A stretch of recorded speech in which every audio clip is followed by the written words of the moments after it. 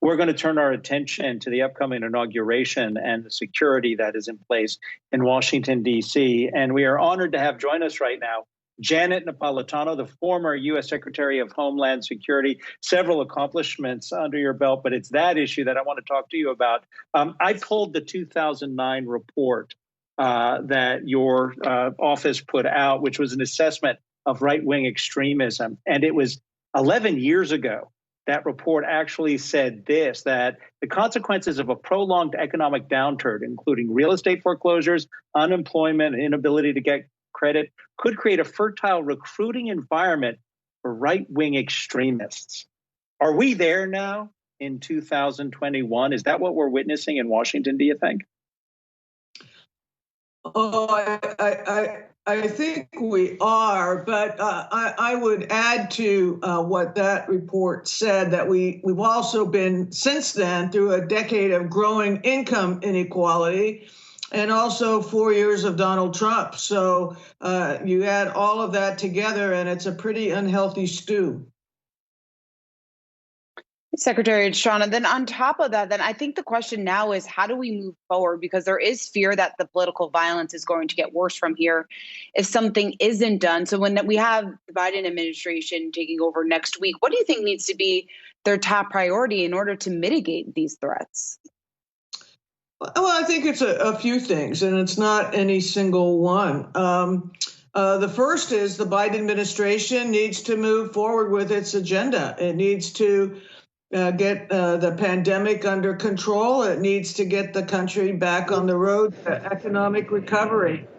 The second is that they need to pursue investigation and arrests of those who were involved in the insurgency at the Capitol last week. There were clear violations of federal law there, and they need to be prosecuted. And then, the third thing is that we need to really think through what are the root causes of some of this extremism, and are there things that we can do better to mitigate it or prevent it from growing? When you brought up income inequality as a potential cause of some of what we're witnessing, that trajectory goes back decades. How do we quickly address that so as to avoid the threat from these extremists next year or the year after? I think a few things. First of all, people need to have economic opportunity and the ability to make full use of their talents and perceive that they have that economic opportunity to make full use of their talents. I do think it's time to raise the minimum wage, and I'm glad to see that President-elect Biden has that as part of his COVID relief package. So part of it is just paying people more, and part of it is increasing their access to their own personal economic growth. I'm curious just to get, what was your reaction going back to last week when you were watching the insurrection at the Capitol? What role do you think President Trump played in all of it? Oh, like many Americans, I was appalled, horrified, really. I was, concerned for the safety of those who were in the Capitol. And I do hold the president responsible. His continued critique of the outcome of the election since November 6th, despite all the facts to the contrary, his invitation to those to come to Washington, D.C. on January 6th, it will be wild, he said. His actual speech on the 6th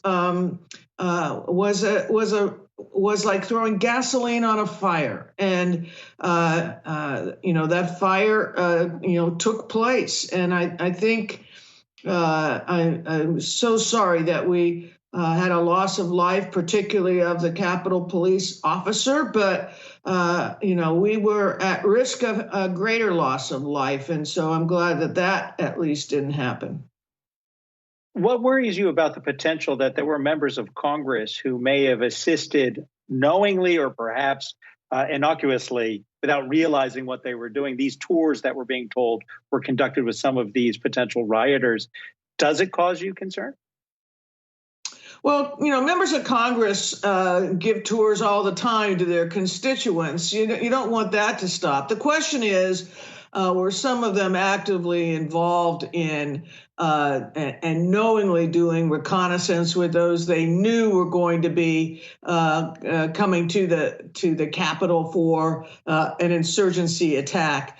And that may require further investigation. So you have to kind of differentiate between kind of the innocent, I'm being a good congressman person and I'm giving my constituent a tour around the Capitol, versus those that were actually and intentionally involved in a conspiracy. Very quickly, do you think members of Congress should be able to bring guns into the Capitol going forward?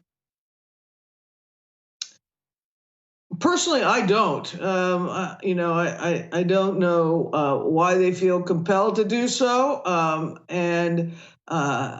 I think the Capitol should be reserved as a place for vigorous debate and speech, but not for potential violence. I know that's a controversial view, but in my own judgment, personally, I don't see why they feel the need to bring guns with them into the Capitol.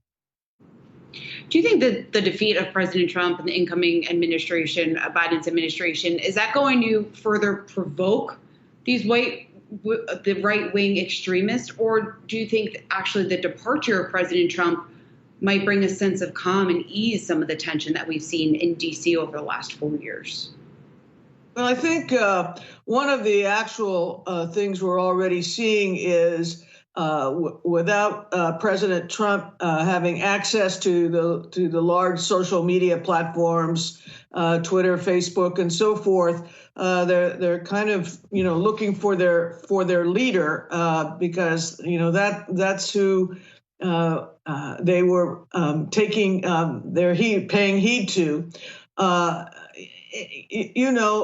When he's out of D.C., when he no longer controls the levers of the federal government, when he's going to be dealing with his own legal problems and financial problems, I think you'll see a vacuum there. The question is whether that vacuum will be filled and by whom.